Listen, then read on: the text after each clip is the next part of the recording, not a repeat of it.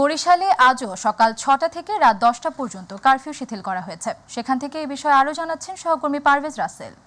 ধন্যবাদ আপনাকে। আসলে দীর্ঘদিনের ছাত্রদের কোটা সংস্কার আন্দোলন এবং কারফিউ পরিস্থিতি শিথিল হওয়ার পরেই বরিশালের জনমনে শান্তি ফিরে এসেছে। আমরা বলতে পারি এখন শান্তির নগরীতেই ক্রমশ বরিশালটাকে ধরা যায় এবং সাধারণ মানুষ তাদের যে কর্মব্যস্ততা সেটা শুরু হয়েছে।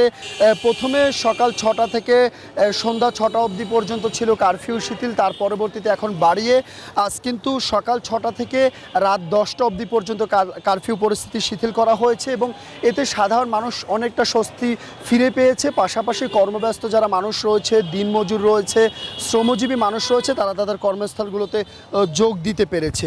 পাশাপাশি আইনশৃঙ্খলা বাহিনী এবং পুলিশের যিনি নগর পুলিশের পিতা রয়েছেন বা নগর পিতা রয়েছেন তাদের সাথে কথা বলেছি। তারা আমাদেরকে নিশ্চিত করেছেন বরিশালে সেই পূর্বের যে পরিস্থিতি ছিল উত্তপ্ত, সে পরিস্থিতি আর যে ধ্বংসযজ্ঞ ছিল সেই পরিস্থিতি আর কখনোই আসবে না। তারা সকল প্রকার নিরাপত্তা নিশ্চিত করেছেন। পাশাপাশি বরিশাল মহানগরীতে 6টি এবং বরিশাল উপজেলাগুলোতে 3টি, মোট 9টি মামলা করা হয়েছে।